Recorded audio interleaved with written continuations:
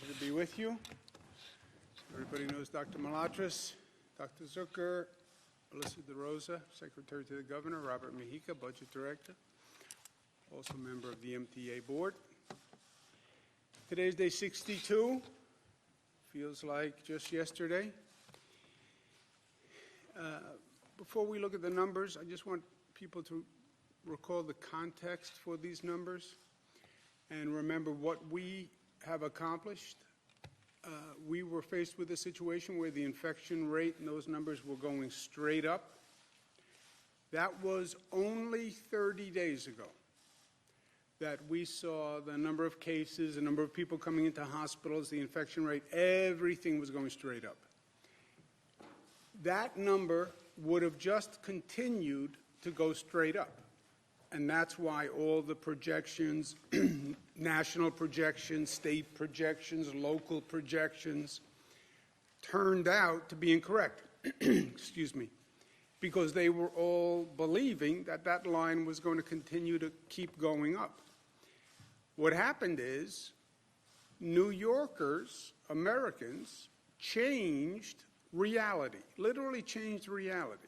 They literally changed the path of the virus spread and reversed the spread, and that's what the closed-down procedures did. That's what the masks have done. That's what the socially distancing has done. And New Yorkers and all across this country, you saw that number change from that up trajectory to the downward trajectory. That shift in the trajectory reduced by about 100,000 the number of New Yorkers who would have been hospitalized. 100,000 hospitalized. To be hospitalized, you have to be seriously ill. A portion of those 100,000 would have passed away. So all this inconvenience, all this turmoil, for what? To keep 100,000 people out of hospitals. That's for what? And the 100,000 people into hospitals would have overwhelmed the hospital system, would have been chaotic. That's where Italy was. And a number of those 100,000 would have died. So remember that context. And not just for the retrospective, but for the prospective. Our past actions changed the past trajectory. Our present actions will determine the future trajectory. It is that clear. It is cause and effect. You tell me what we do today, I will tell you the number of people sick tomorrow. So every day we get up, every day everyone says, oh my gosh, I have to do this again. Yes, but what you do today is going to determine the number of sick tomorrow. And New Yorkers have continued to do what they have to do, and you see that number of hospitalizations dropping. And that is all good news. And that is a credit to the community and the social conscience and the responsibility of New Yorkers.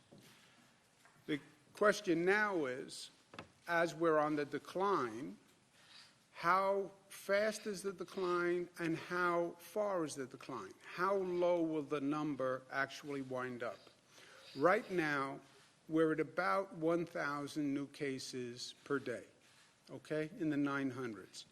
954, 933, 970, 973. That's 4 days. The day before that, it was 1,076. That looks like the number is flattening, is plateauing at about 900, 1,000 cases. 3, 4 days, 5 days, if you want to say, between 900 and 1,100. That is still too high a number of new cases to have every day. It's not where we were. It's a lot better than where we were, for sure. But 1,000 new cases every day is still a very high infection rate.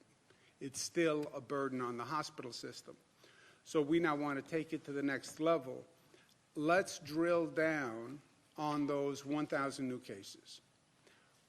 Where are they coming from? Why is the infection rate continuing? Who's getting infected? And let's get more targeted in our response, right? We're fighting this statewide, but you have to wage the battle, wage the war on many fronts. It's a statewide battle. Now that we have it basically stabilized and on the decline, the enemy is on the run, the virus is reducing, let's get more refined, more targeted.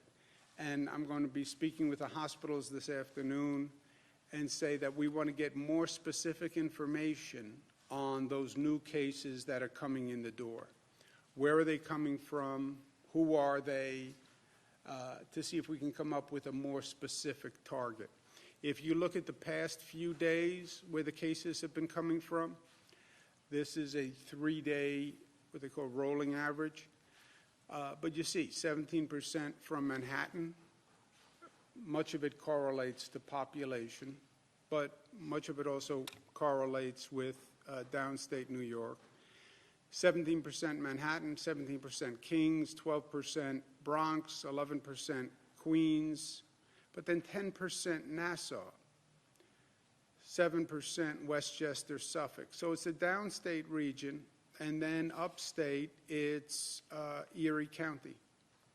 So gives you a snapshot of where the cases are coming from, but we need more specific information to have a specific battle plan.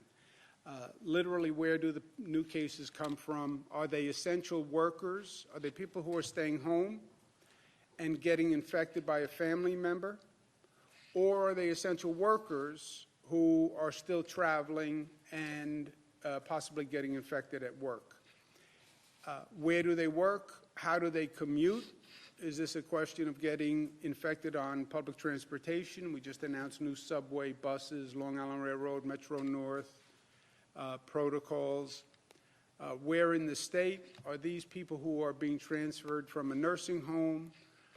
What's their sex? What's their age? What's their previous health status? What are the demographics?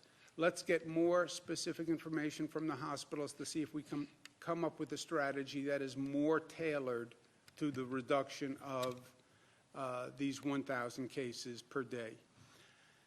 The number of deaths, 289, lower than it has been, but still tragic and terrible.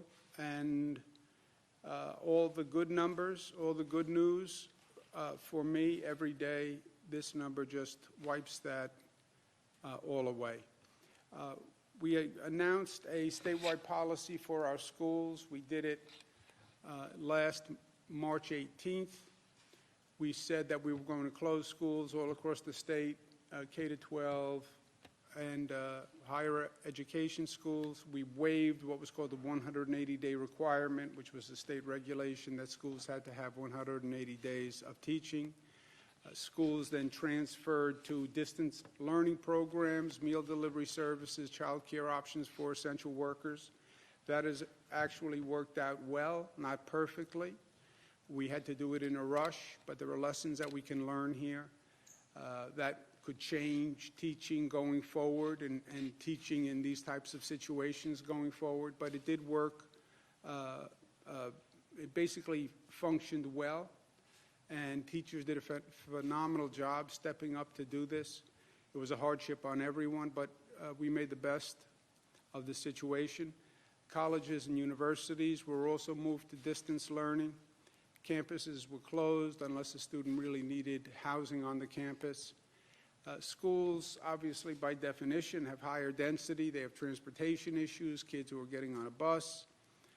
We didn't have the protective measures to put in place. You have 700 public school districts, 4,800 schools in this state.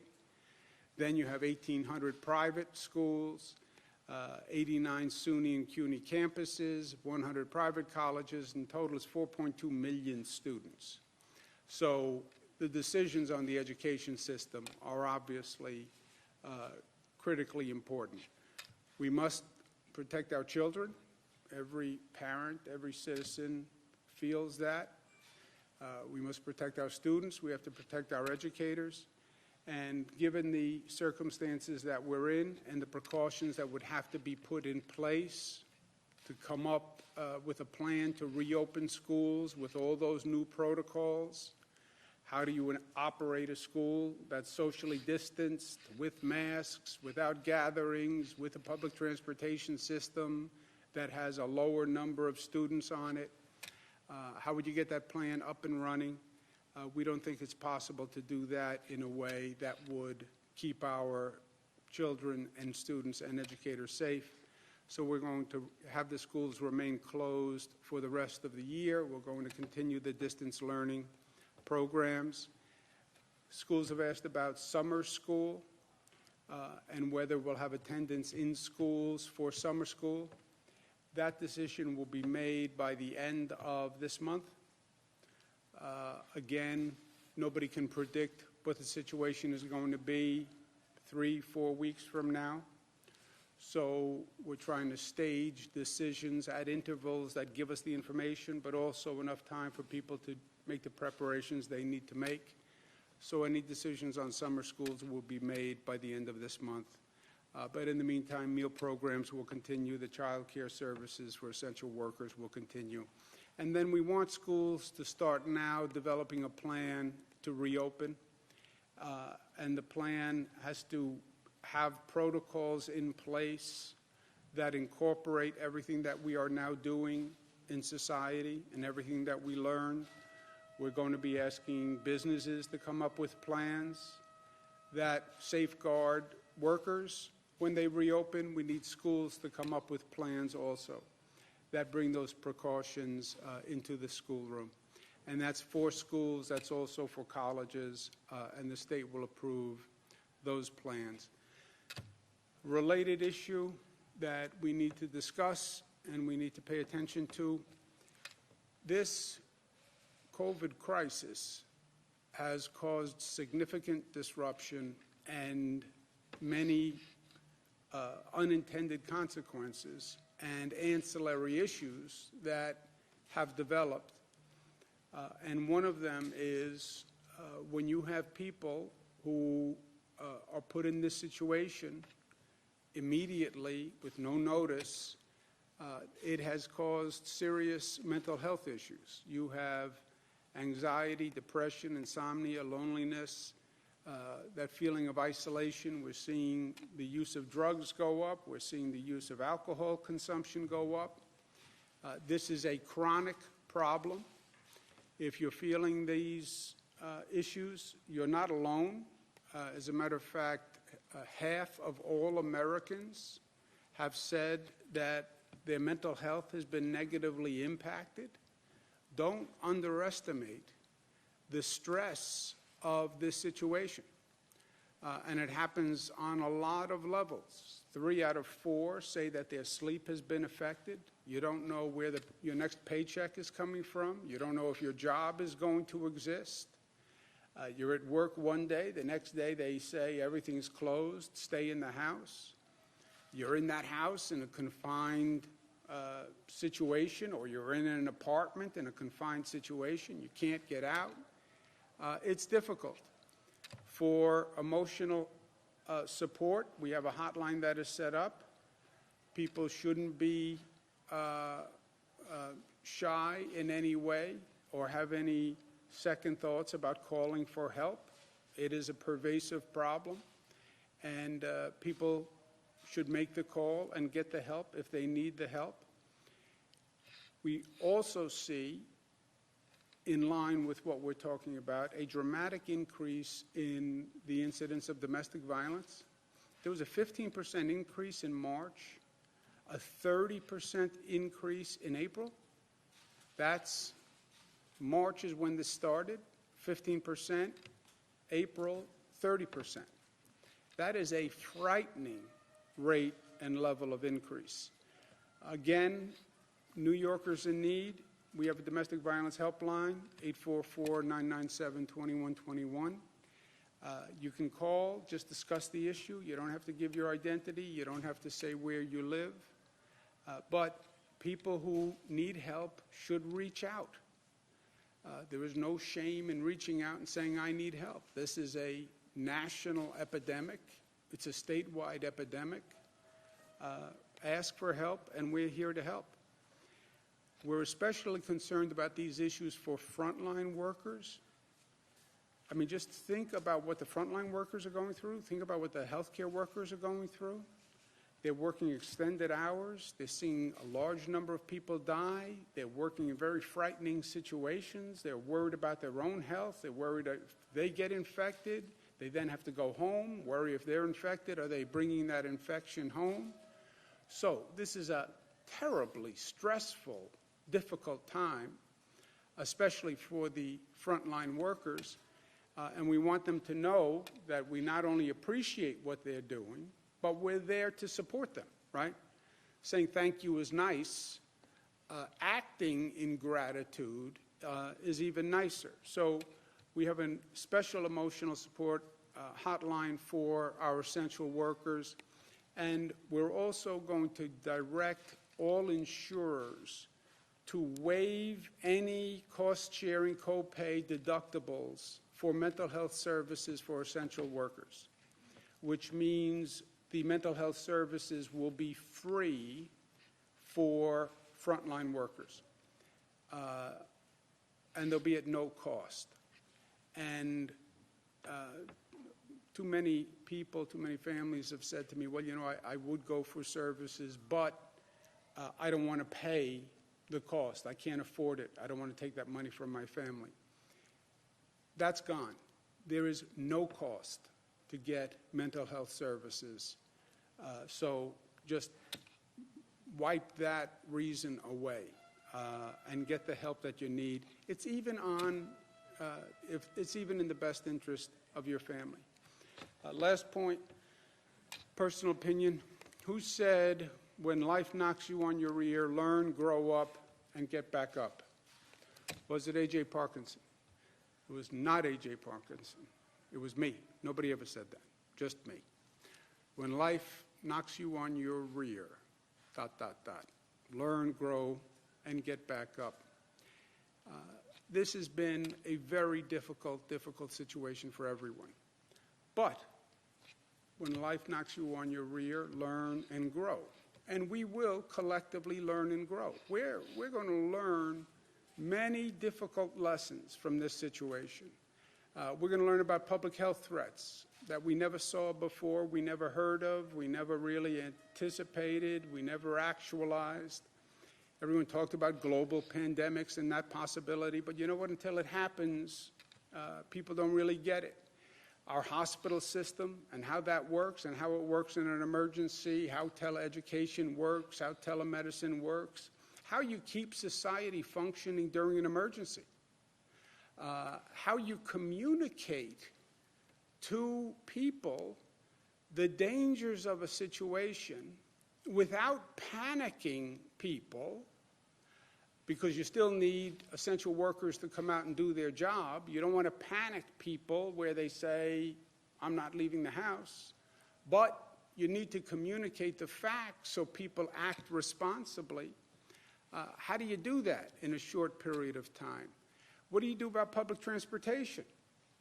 We learned a whole lesson with the downstate public transportation system. So there'll be a lot to learn from this, which we will learn and we will be the better for.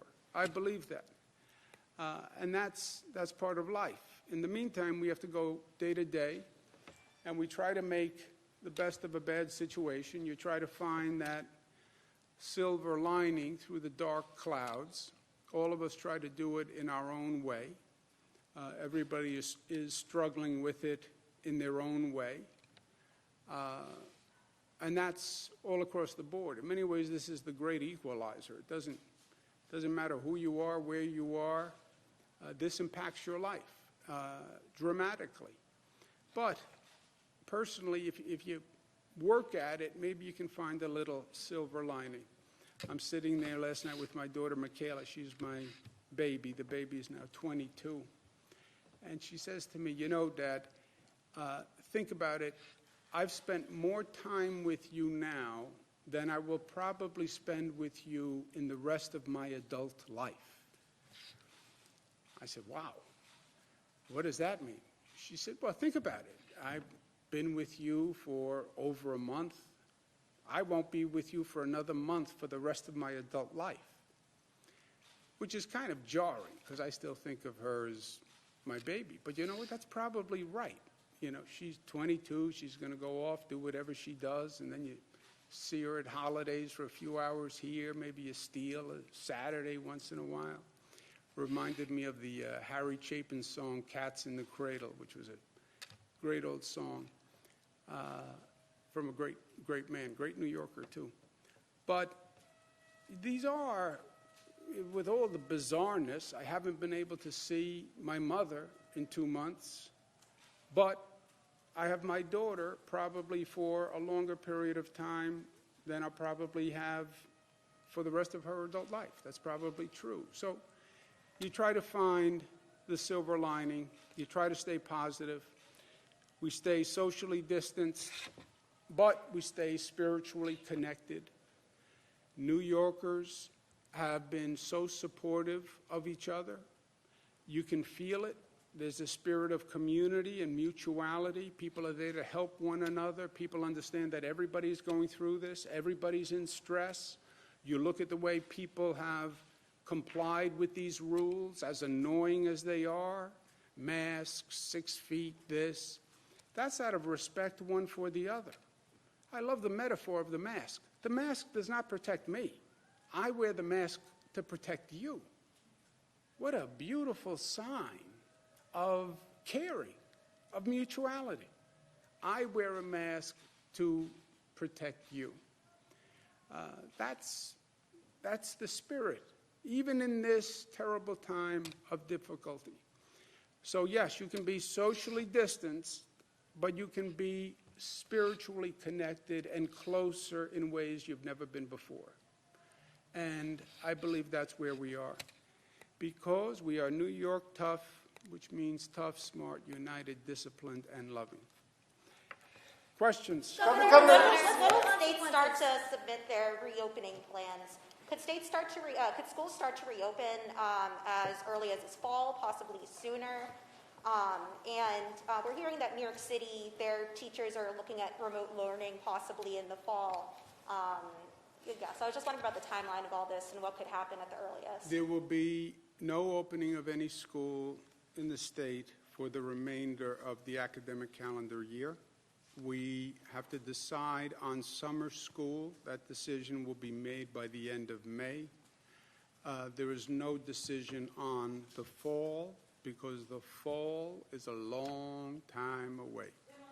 When will schools start to have to be submitting their plans by? It depends when they're going to open.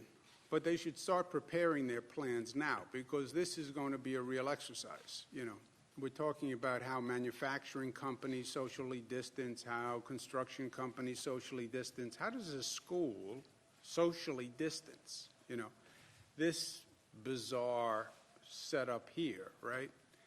Look at this room. How do you run a school like this? How many more rooms would you need to do this? How many more buses do you need to socially distance on a bus? You know, there's a whole, how about a cafeteria? There's a whole set of questions. How about a dorm room?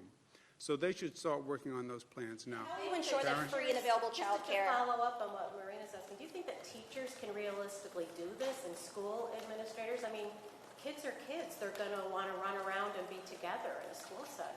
Well, look, that is a very good question, Karen, and that's what we, you know, talking to people all across the state, educators all across the state, you can come up with a plan, which is, by the way, very hard, right? They talk about spatial requirements. If you did this, if you required this in a classroom, how many more classrooms would you need in a building, right? But then there's the other question of K to 12, and then how do I get students not to socially distance? You know, how do you tell a 10-year-old don't socially distance? So we're going to err on the side of caution now. That's for the rest of the school year. Summer school, you would need to see, in my opinion, a drop in the, or stabilization of the infection rate for a period of time because kids are going to be kids. I think you're right. At the same time, in a school going to lose money.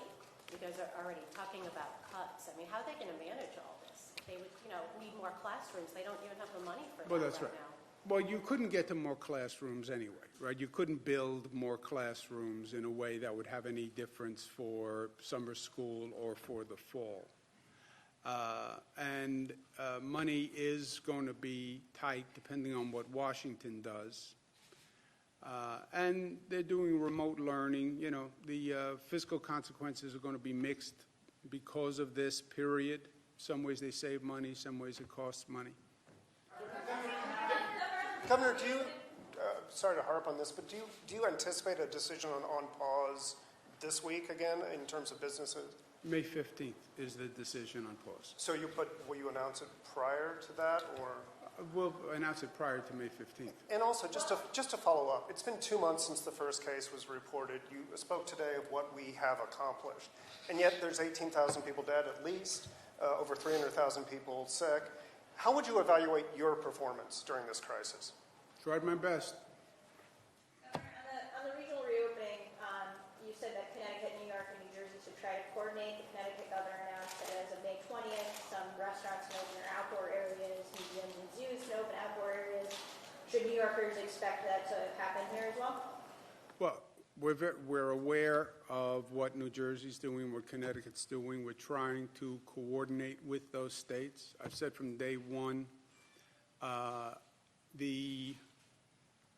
you will not have uniform policies across all the states, but knowing what other states are going to do, because a state can have a significant effect on a neighboring state, knowing what they do is helpful. And then at the appropriate time, we'll make those decisions. The decisions around summer activities are very difficult. You want to look at the tension. You want to get people out of their homes, give them something to do, but you want to keep the infection rate down. You have these mental health issues. You have domestic violence issues. You have a lot going on. So you do want a relief valve, right? It's going to get hot in the summer, hopefully. And you want to have a level of activity. You don't want to overwhelm a neighboring state by keeping everything closed, but you don't want to have high density and violation of social distancing. So that's what we're trying to work through for the summer activities. We have a little more time, and we're talking about that now. Jesse, to go back to your question for a second. I can tell you this. New Yorkers did an extraordinary job and reduced the rate of hospitalizations by about 100,000 and saved thousands of lives. So kudos to New Yorkers. Isabella Geriatric Center, it was they had around 100 suspected coronavirus deaths, but the state only had around 13 on hand. They had bodies outside in storage containers. Is there going to be an investigation into the Isabella Geriatric Center, and is there a way that there can be more investigation into some of these coronavirus suspected deaths?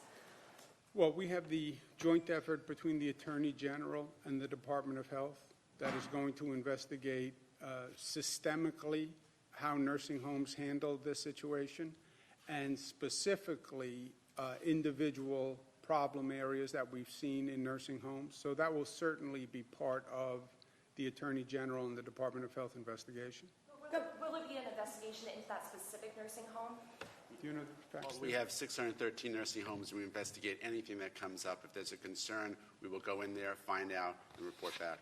Some of these deaths are going into hospitals. Is there a way to connect those from hospitals? I mean, some of these deaths are in hospitals, but they're actually from nursing homes. Is there going to be more of a, uniform way of reporting these deaths?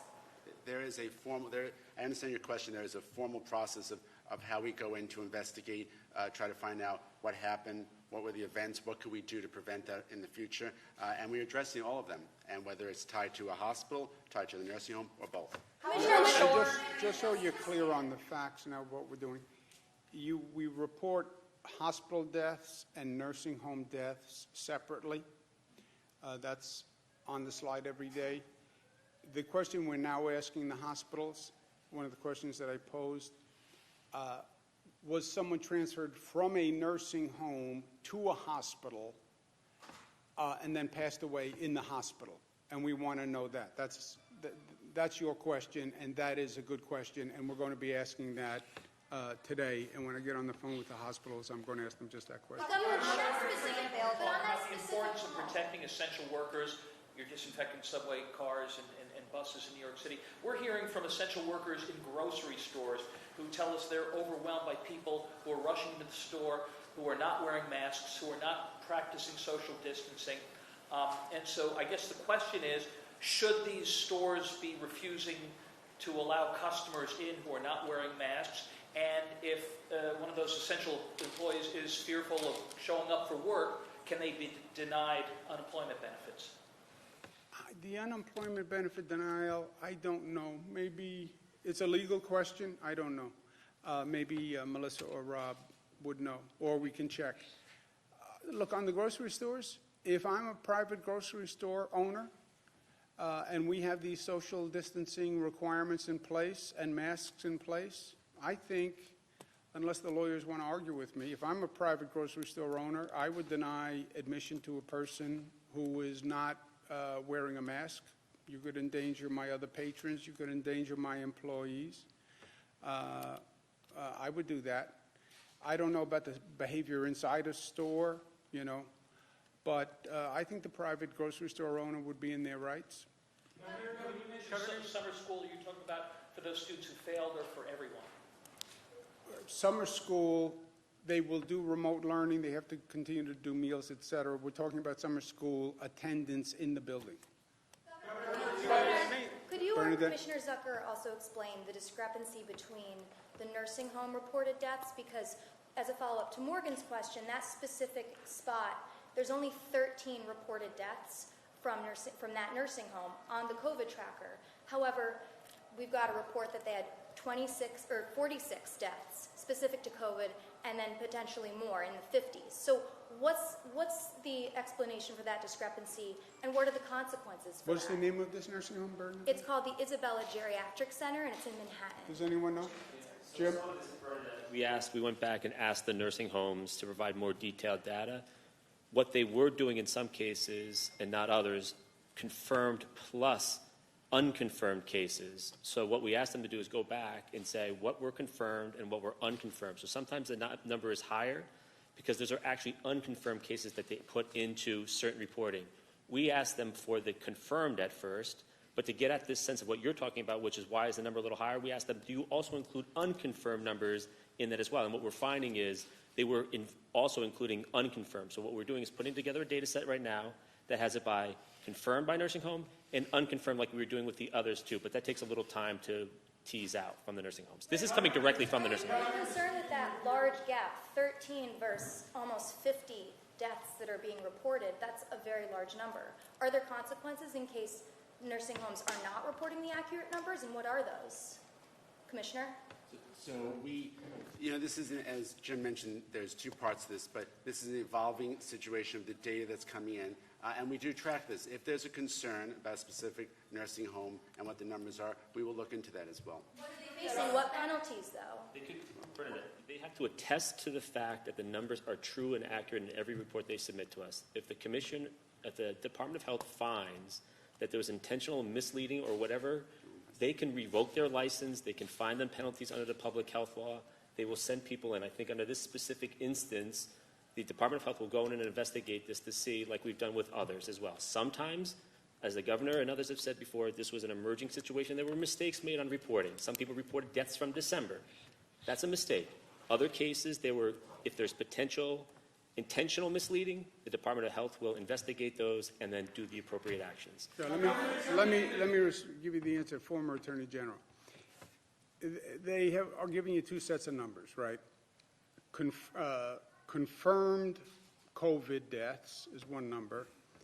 Then unconfirmed possible COVID deaths, which is this vague category.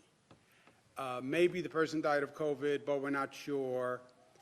So unconfirmed deaths, which is a vague category to define. And hospitals are doing the same thing, by the way. The local governments have to submit unconfirmed potential COVID death. So that's a little squishy by definition. And then I can see where there's a vagueness in that category. But they submit these numbers under penalty of perjury. You violate, you commit fraud, that is a criminal offense, period. So they can be prosecuted criminally for fraud on any of these reporting numbers. John? The numbers are so high. Are you concerned, because you have been saying the past 2 months, nursing homes will be like a fire through dry grass. Are you concerned that there is this vast gap between the reporting, and also what has the state been doing the past 2 months to alleviate that? Or has this been mainly a county level thing, a facility? You can't alleviate when they put possible or probable or unconfirmed cause of death. That, by definition, you're asking them a vague question, and they're giving you a vague answer. So they could argue that's not fraud because they did not know. You're asking them for a cause of death. They're saying it's unconfirmed, it's possible, it's probable. But if they misrepresented, then you have a criminal fraud case. John? You said, Governor, regionally, you said reopening, lifting the pause order will be done on a regional basis as we shift into phase 1. So why isn't the school school closure decision made on a regional basis as well? Because it's one thing to say you can figure out how to socially distance in construction, or say you can figure out how to socially distance in a manufacturing facility with adults, and you can figure out social distancing, et cetera. To say we're going to figure out that plan and put it in place in the next few weeks is virtually impossible. You know, you can't get, just think of a school facility, right? And again, go back to this room. You have 30 kids in a classroom, but with social distancing, you can only put 10 kids in a classroom. Okay, then get another 3 classrooms with another 3 teachers. I can't. Cafeteria, at lunchtime, I put 200 kids in a cafeteria. Well, now you can only put 70 kids in the cafeteria. So have them eat in 6 shifts, you know, and figure all this out and get it done in a few weeks. And make sure you don't make a mistake, because we're talking about children and we're talking about them getting infected and bringing either getting sick themselves or bringing it home. So the stakes are high. You said in the past, though, that you can't get to a full phase 2 of the reopening unless you have schools open from a child care standpoint. Does that mean that we won't get to a full phase 2 in any area of the state by the end of the academic year? Well, during the academic year, you would need to get to a full phase 2, the schools to be operational, right? You can't say, okay, everybody in the state go back to work, but the schools are closed. It'd be very hard for part of the workforce to do that. But you're at the end of the school year anyway here in a few weeks, right? And then you're in the summer months, and then the big question is going to be September. Are you ready to reopen the schools in September? And if you don't, then you can argue you're not going to be ready for a full business opening if you're not opening the schools in September. I think that's true. Governor, to press on that. Let me just make sure everyone asks the I have question. 2 questions. I hope you'll answer both. First off, I mean, there's a huge protest. This time, there's 2 protests going on outside. I know you can hear this time because I can hear in here. So I went and talked to them. I wanted to know what was going on. One is Reopen New York State, who you've already heard from. The other is Citizen Action New York, and they are asking you to cancel rent. I asked the organizer how it would be funded, and she suggested that you tax billionaires. Is this idea feasible, and what is your response to that group of protesters that are lying down Washington? Yeah, look, you have protesters in front of this building on a continuing basis. You think these are protesters. You know, there's several dozen. You come when we're doing a controversial bill, we have hundreds of protesters all filling the entire building. It's like the building vibrates with the chants. And that's, in some ways, great. That's democracy. People have an opinion. Last week, you asked about the protesters who wanted everything open. The other day, you asked about protesters who wanted everything closed. That's what you get. One day it's everything open, one day it's everything closed. My point is, I get their political opinion. I get the political spectrum. I hear them. I understand why people say, liberate New York, open everything up. I understand why people say, close everything. You're going to kill my children. You know, so I get the arguments. And what I said is, this is not a political decision. Let's make a decision on the facts, et cetera. I get the people who say nobody should have to pay rent. I get that argument. I get the landlords who say, and the building owners who say, if nobody pays rent, I'm going to walk away from my building, and then it's going to be vacant, and I'm not going to pay any bills, because if they don't pay rent, I'm not paying bills, and then you're going to have collapse of buildings. What we're doing is, no one can be evicted for non-payment of rent between now and June. Period. Period. If a person can't pay their rent because of the situation, they cannot be evicted. That is the law till June. That law is in effect till June. And between now and June, we'll see what happens. We'll figure it out. Then we'll figure out what we need to do in June.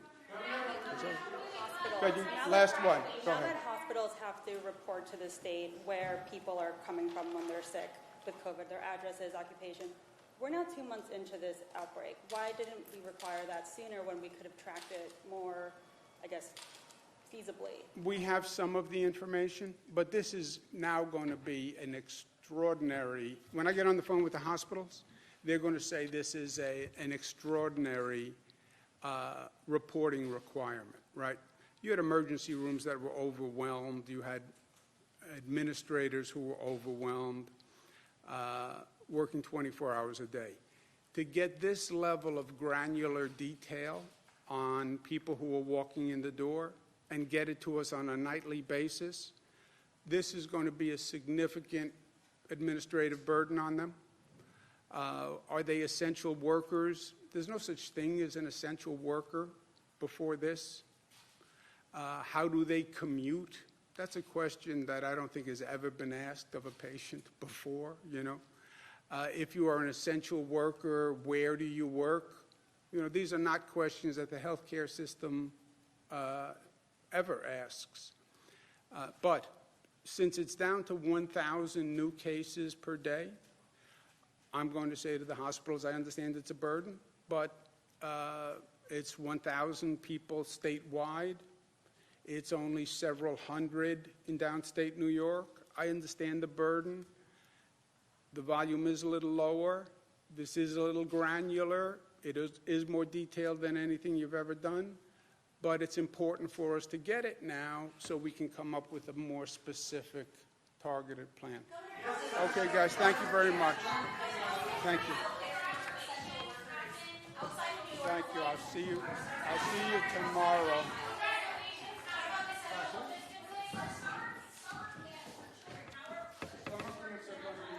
Summer camp decisions will follow the regional decisions. Whatever we do in that region will apply to the summer camp. Thank you, guys. I'll see you tomorrow.